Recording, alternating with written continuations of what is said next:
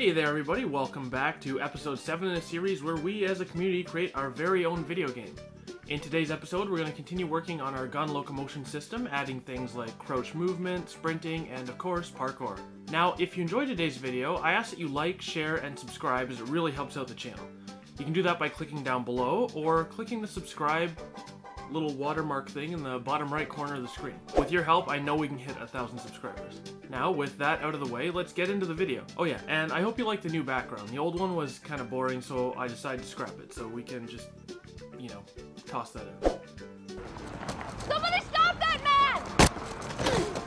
Yes!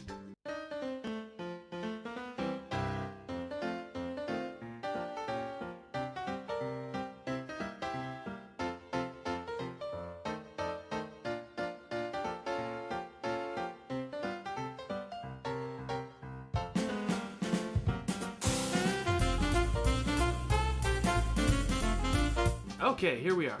So today we're working on our gun system. So right now, as you can see, all we can really do is equip the weapon and walk around with it. Not much else. We can't sprint, crouch, climb, or crawl, and today we're going to fix that. Now, implementing these systems will be similar to what we did in both episodes 3 and 5. If you'd like to see how the systems actually work behind the scenes, now's a great time to check those out. Otherwise, let's plow ahead. As you know, if we don't have our gun equipped, we can crouch, sprint, crawl, climb, etc. This is going to work out well for us when we design our gun locomotion system. Why? Well, we've already developed the underlying blueprints and code that tell our character what to do when we move them around. And a lot of that code can be copied right over to our new character animation system for when they're holding a gun. Now, I say most because obviously we can't just use the unarmed animations for when we're holding a gun. That'll look pretty stupid. So remember back to episode 2 when I showed you how root motion animations work? Remember that I have to create an event for every time the character's foot makes contact with the ground that will tell the game engine to move the character forward.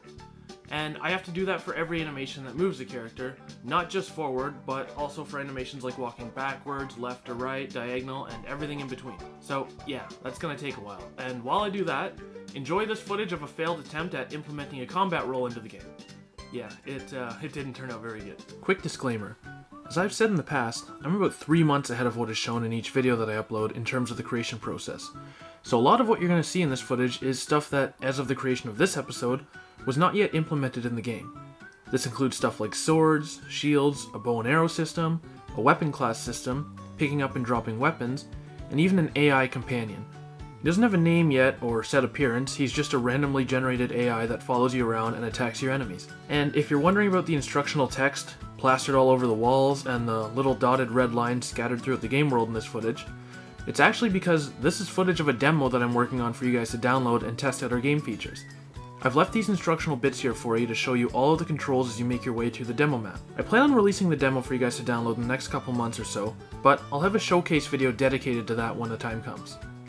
Also, I wasn't home when I recorded this footage, so I had to use my laptop rather than my gaming desktop rig. The problem with this is, at the time of recording, I couldn't get the OBS screen recorder working on my laptop, a problem I've since fixed. That means that I had to record this footage on my phone, so I apologize if the footage is a little choppy looking.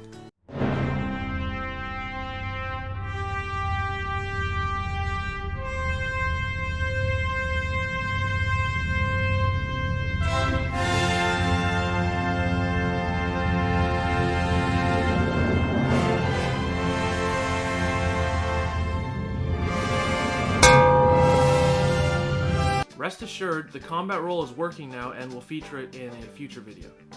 Anyways, our animations are set up and ready to go with the individual footstep events. Little side note, if you're wondering why these locomotion systems are taking multiple weeks and videos for me to finish, it's because we're using root motion, which is the realistic movement system you would see in a game like Grand Theft Auto or Red Dead Redemption. It's not that crappy on-rail stuff you see in most games. That being the case, preparing animations can take days rather than hours to finish. Rest assured, once we finally finish all of our movement systems, things will start to pick up really fast and we'll see the game start to come together. That's why I'm doing all this running around stuff first so we can get it out of the way. What the hell is that?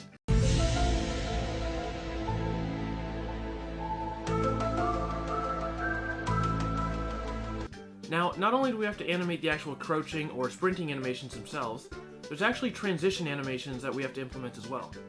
So let's move over to our animation blueprint for a second.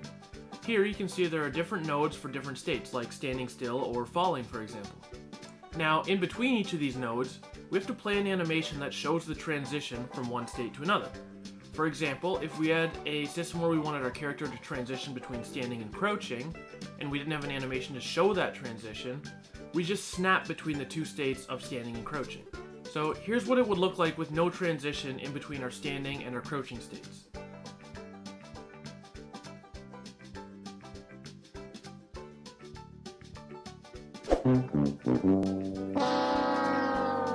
Pretty bad, right? Now, here's what it looks like with a transition animation applied.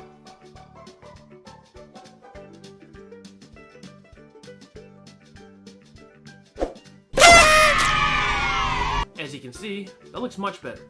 Now, at first glance, you might think this looks pretty simple to implement, and you'd be right. The problem is, we have to do this a lot. For any conceivable transition you can think of, we have to either implement something like this, so when we transition from walking to running, or sprinting to stopping, or standing to falling, every time we change the way we move, we have to implement a transition. That sucks. Luckily, a feature of Unreal Engine is the ability to blend between two animations. That means that the engine will auto-generate a sort of transition between your two animations to make the change a little more subtle. But unfortunately, if you want that polished Grand Theft Auto or Red Dead Redemption look, this isn't the direction you want to take. Like, look at this for example. Here's the transition between moving forward and moving backward using Unreal Engine's blending feature. So we don't just snap from facing forward to facing backwards, we have a gradual rotation. But even so, it doesn't have that AAA look. Now let's compare that to what it looks like when we actually implement a transition animation.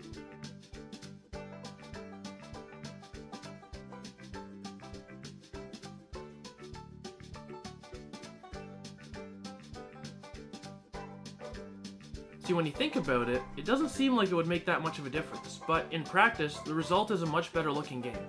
The problem with a system like this is that it takes forever to make. That being said, it really helps you understand why Grand Theft Auto 6 has taken so long to... What the hell is that? So, with all of our footstep events and transitions implemented, we've completed both our crouching and sprinting locomotion systems. But we aren't done yet. We still have to add our climbing system as well. This one shouldn't be too hard because we can actually use all the same climbing animations that we use in our unarmed climbing system. And as long as we don't... Okay, so now we can crouch, sprint, and climb with our rifle equipped. Now all that's left to do is look at our finished product. So let's see how everything looks during gameplay, shall we?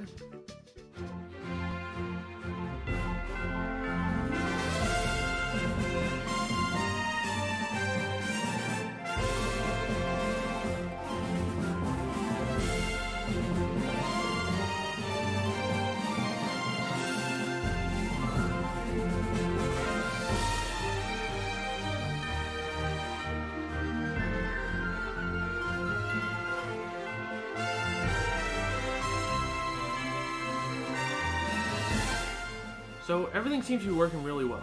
It feels smooth, and I think it looks pretty good. I'm looking forward to next week when we finalize our gun system with crawling and sprint sliding. It's gonna be a lot of fun, and I think that... Oh shit, gross!